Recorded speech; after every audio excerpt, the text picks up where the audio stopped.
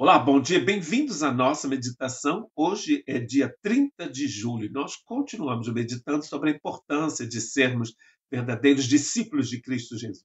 Há 2 dias atrás, no dia 28 de julho, eu estava comentando com vocês sobre essa experiência que eu tive na Inglaterra, quando alguém disse, um professor disse a seus alunos, vocês são 120 hoje aqui, mas 10% deste número, de vocês, 10% dessas pessoas que estão aqui, um dia vão negar ter conhecido Cristo. Isto aconteceu há 30 anos atrás. E hoje, essas pessoas constatam que muitas daquelas pessoas que estavam naquele local hoje blasfemam do nome de Cristo Jesus. O que aconteceu? Por que essas pessoas blasfemam do nome de Cristo Jesus? Nós vamos ver no texto de João que muita gente pensa crer em Cristo, mas que, na verdade, não o conhece e não crê verdadeiramente nele.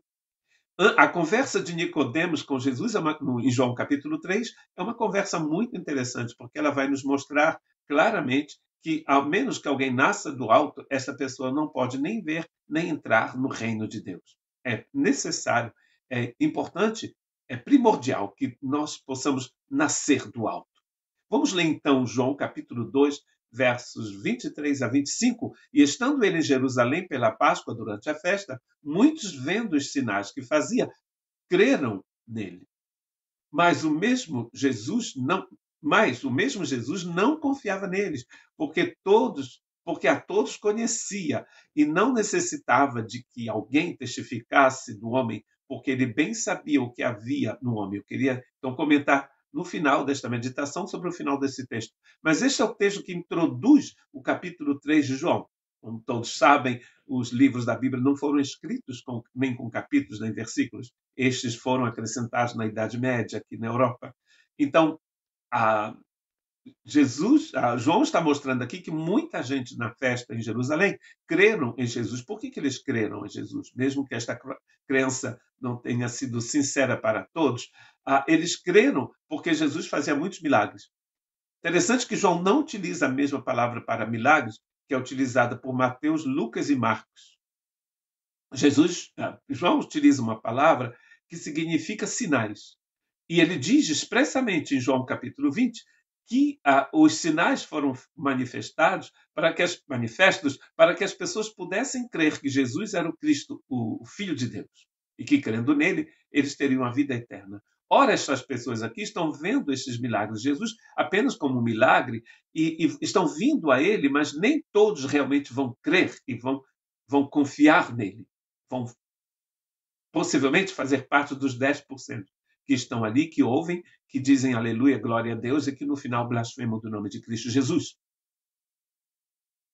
E João vai então diferenciar tudo ao longo do seu evangelho a diferença entre os crentes e aqueles que eram realmente comprometidos, aqueles que eram realmente discípulos de Cristo Jesus. Em João 12:42, por exemplo, está escrito: apesar de tudo, até muitos dos principais creram nele. Principais aqui, dos principais religiosos, dos líderes religiosos, mas não o confessavam por causa dos fariseus, para não serem expulsos da sinagoga. Então, muita gente não queria ser expulso da sinagoga, era extremamente importante poder frequentar a sinagoga local, e se eles declarassem que estavam crendo, confiando em Jesus, eles seriam expulsos da sinagoga. Na minha experiência missionária na África, nós encontramos então um senhor que veio nos ver e nos disse: eu creio que o que vocês estão anunciando é a verdade, mas se eu crer realmente, se eu me envolver realmente com Jesus, eu vou ter que dar as costas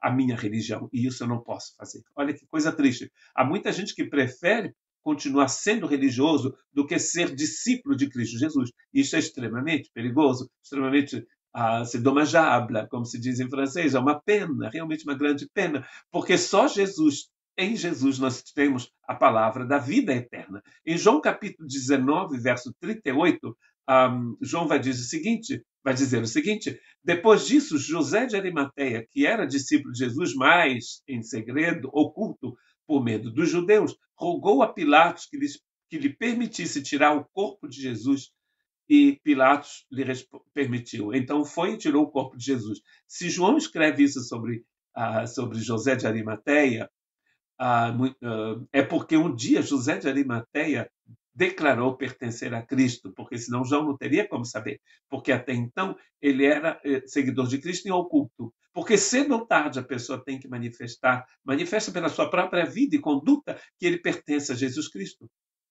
Mesmo os países onde há perseguição, as pessoas são perseguidas porque um dia descobrem que elas são discípulas de Cristo Jesus, mesmo que elas tenham que fazer o culto numa caverna. Eu estive numa conferência na Tailândia, onde os irmãos estavam explicando que num determinado país onde há perseguição, eles se reuniam numa floresta. Isso não foi na Idade Média, nem na época de Paulo, isso foi há 10 anos atrás. Eles se reuniam numa floresta e várias pessoas ficavam em cima de árvores. Às vezes, num grande parque da cidade, eles se reuniam, eles iam fazer piquenique, cobriam colocavam as Bíblias embaixo do pano que eles colocam para fazer o piquenique, para sentar, abriam a Bíblia, e essas pessoas que ficavam nas árvores imitavam sons de passarinhos quando havia perigo, e todo mundo colocava de novo a Bíblia embaixo daquele pano que eles utilizavam e continuavam fazendo piquenique assim, como se estivesse ali só para fazer piquenique. Então, essas pessoas vivem em segredo porque são perseguidas, mas muitos continuam testemunhando de Cristo Jesus. Então, nós não podemos ficar escondidos, escondendo a nossa fé. Olha que interessante que no primeiro texto, está escrito: muitos confiaram em seu nome, no texto de João, capítulo 2. Mas ele não se confiou a eles. No grego, a palavra confiar em seu nome e Jesus que não confia neles é a mesma palavra. Eles creram em Jesus, mas Jesus não creu neles. Ou seja, Jesus sabia, o texto está dizendo, Jesus sabia o que eles tinham no coração. Você não segue a Cristo porque sua família é crente, você não segue a Cristo porque virou moda no seu país. Se você é crente, você talvez vai ter um emprego melhor, porque o diretor do banco é cristão, é evangélico, né? Então todo mundo se torna evangélico. Não, Jesus sabe exatamente o que você tem no seu coração. Que Deus tenha misericórdia de nós.